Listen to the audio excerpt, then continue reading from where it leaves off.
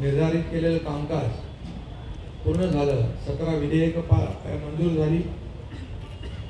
त्या विधेयकांमध्ये अनेक महत्त्वाची विधेयकं होती. कारागृह सुधारणा, प्राचीन स्मारके आणि इतरही महत्त्वाची त्या बाबतीमध्ये मुख्यमंत्री महोदय होती. अशी महत्त्वाची विधेयकं देखील मंजूर झालेली आहेत. पुरवणी मागण्या मंजूर झाल्या 35,788 कोटीच्या.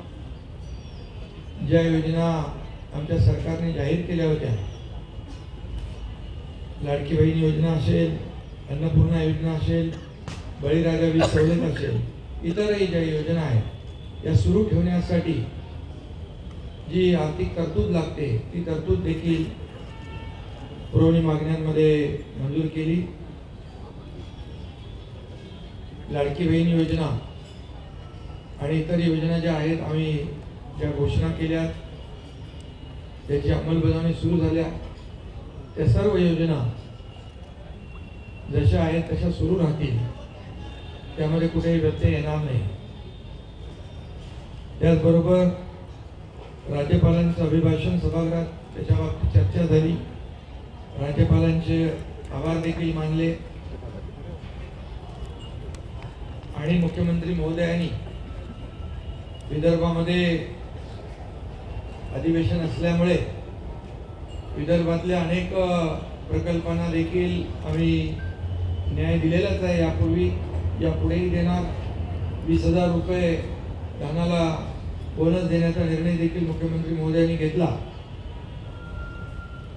याचं देखील समाधान आम्हाला आहे. आणि आमचं सरकार जे आहे सर्वसामान्यांचं सरकार आहे, सर्वांना सोबत घेऊन जाणारं आहे.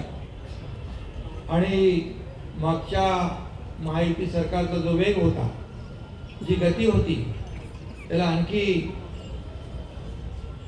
गती देणार, आणखी वेगाने आम्ही निर्णय घेऊ. महाराष्ट्र आता न थांबता पुढे जाणार. विरोधकांची संख्या जरी कमी असली तरी सुद्धा आम्ही त्यांच्या प्रत्येक ज्या ज्या आयुधाच्या माध्यमातून त्यांनी प्रश्न उपस्थित केले त्याला सरकारने उत्तर दिलं. महायुती सरकारने आपला शब्द देखील पाळला. या अधिवेशनाच्या काळात मंत्रिमंडळ विस्तारही झाला.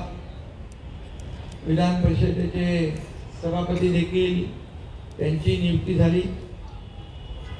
आणि विशेष म्हणजे पुणे विमानतळाला जगद्गुरू संत तुकाराम महाराज यांचं नाव देण्याचा प्रस्तावही मंजूर करून केंद्राला आम्ही शिफारसही केली.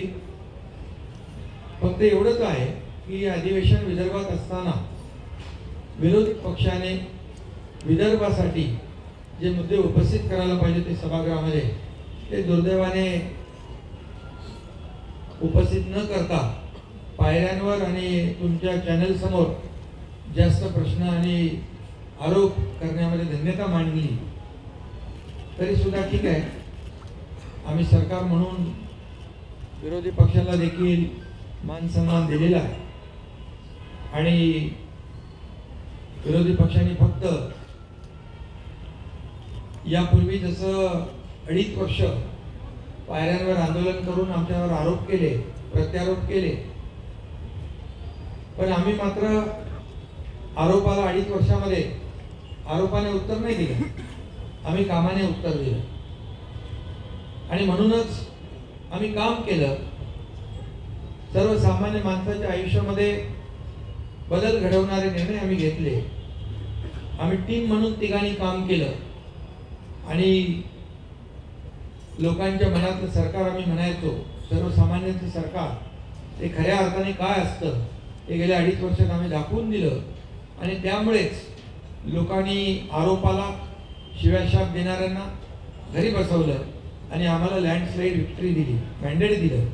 आणि म्हणून आमची आता जबाबदारी आणखी वाढलेली आहे की मुख्यमंत्री महोदयांच्या नेतृत्वाखाली आम्ही टीम म्हणून काम करणार. आणि